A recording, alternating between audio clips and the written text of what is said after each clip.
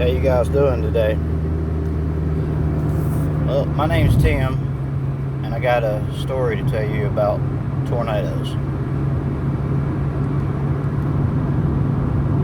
I am 42 years old, and I thought that I wasn't scared of anything, and I was wrong. They say that you only get post-traumatic stress syndrome from war. It's not true. I heard this sound. It sounded like 1,000 people whistling. This is Easter Sunday in Ottawa, where a EF3 touchdown, by the way. I heard this thing coming.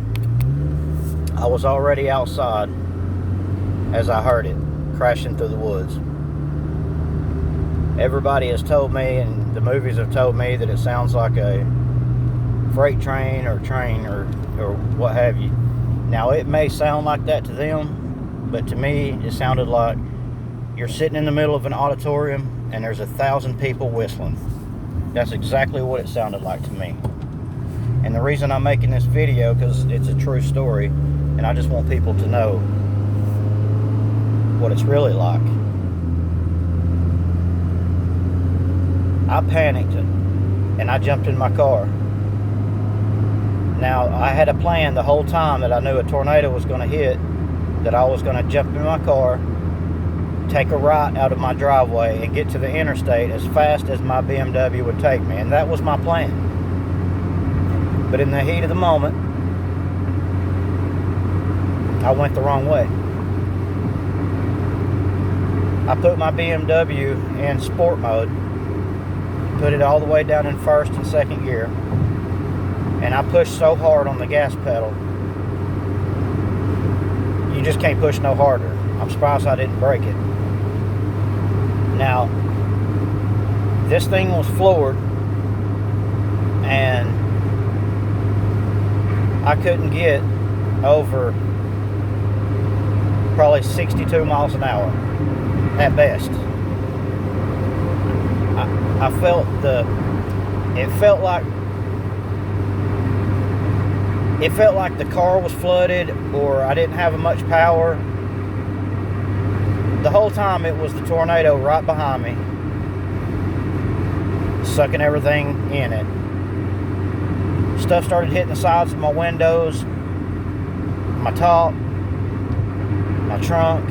Something hit me in the side of the car at the driver or the passenger side door that knocked me over a foot, and I just floored it, and I just kept it to the floor. I made it maybe half a mile, and I could tell that this was getting louder and louder, and it was getting bad because every 3 feet probably a tree would fall, either behind me or in front of me. Okay, I was such in a panic that when they fell in front of me, I floored it even faster. I remember 1 or 2 of them I made it over by jumping them in a panic, just I felt like I was getting away from it. Well, about a half a mile down the road on Absent Pike, there was a whole bunch of trees that fell at once, and I knew that it was the tornado. I knew it had come for me and my family. I felt a jerk, and then the car went weightless.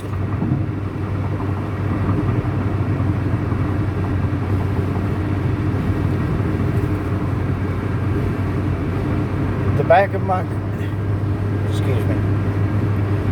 of my car lifted up like I just felt weightlessness.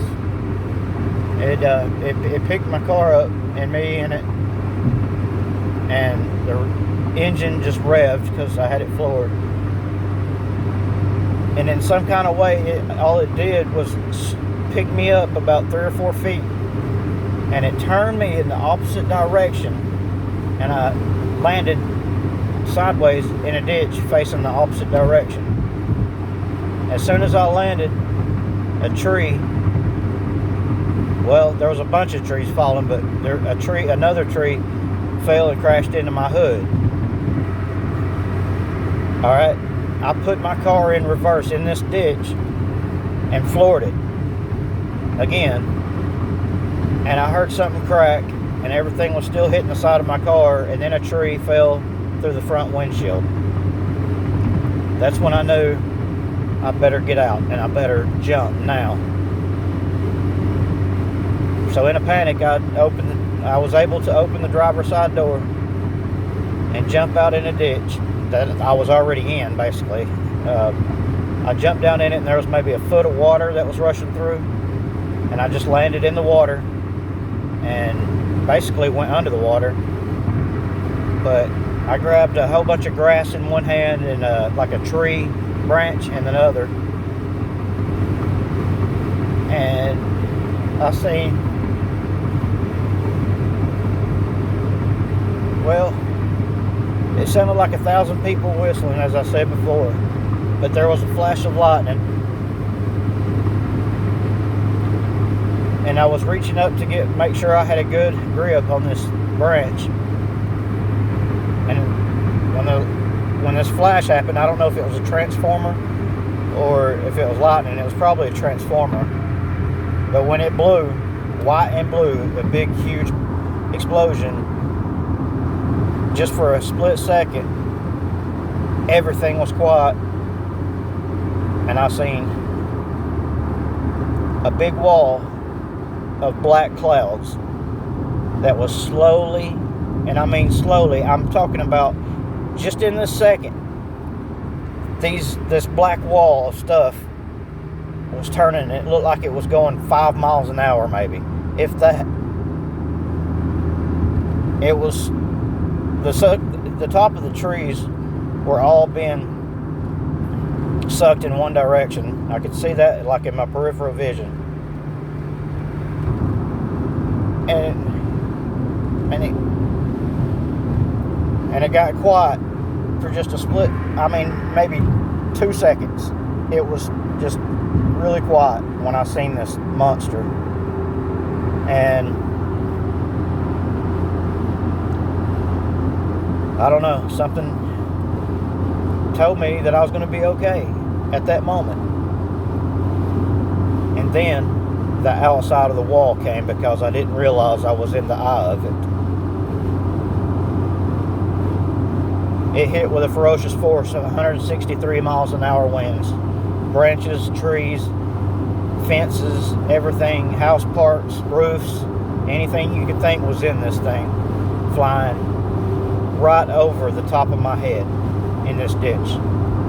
I got hit with a couple of small items, but nothing, nothing big. Maybe some stings and scrapes.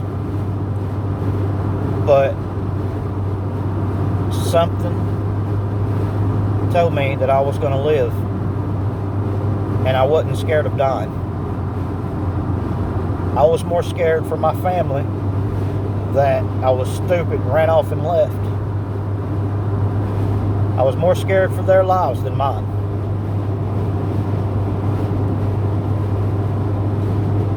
I got back home. Well, it's a long story. I had to climb over. There was no road left. It was just nothing but trees and bushes and mud. People yelling and screaming.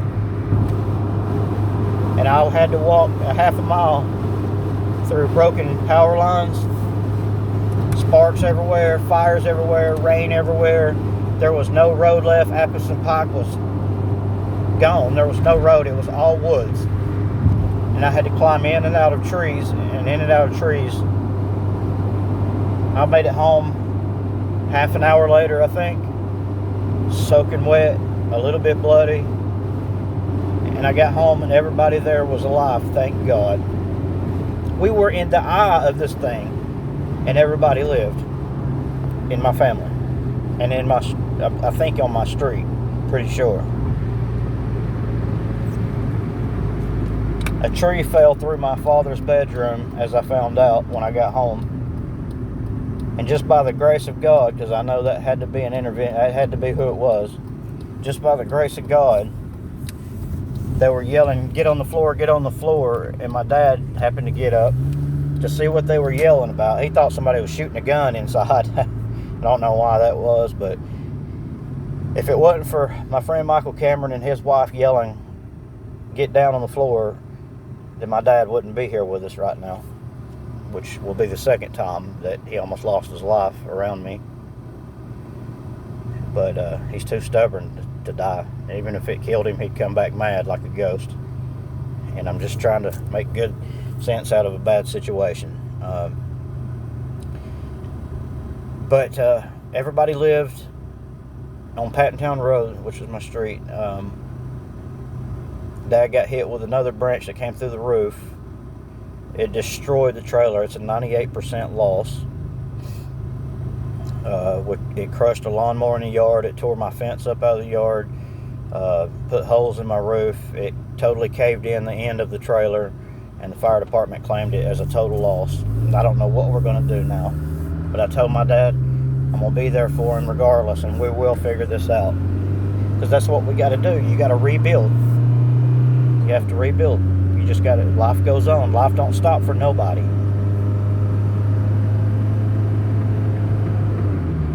And I'm just getting a little emotional.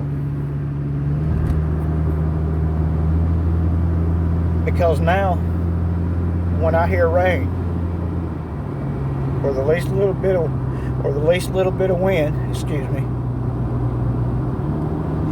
I go into a panic attack.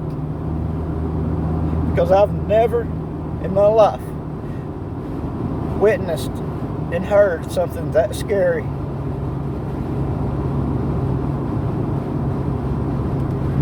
And I'll never forget it. When I hear a gust of wind, I mean, I'm like scared to death. I'm really scared. And people out there need to know and be aware what can happen. And that's why I'm telling you this story. The stuff you got told when you were a kid about getting in a ditch, I did, and I lived. I had that opportunity because I don't know why the car was dropped. I should have kept going, up in the sky to meet my maker, but it fell. It didn't stay a hold of me. But I wanted to share my story about this tornado that came through Easter Sunday, April 12th. And I just want to tell people to share it, the experience, so you'll know what I'm talking about. And this was just an EF3. I can imagine an EF4 or 5. I don't want to imagine. I'll never be the same again. And, there's nothing nobody can do to help me. It's imprinted in my brain, the sound and the sight that I saw. And I'm just thankful to be alive.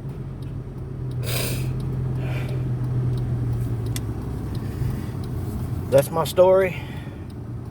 My name's Tim. And I gotta get back to rebuilding and working.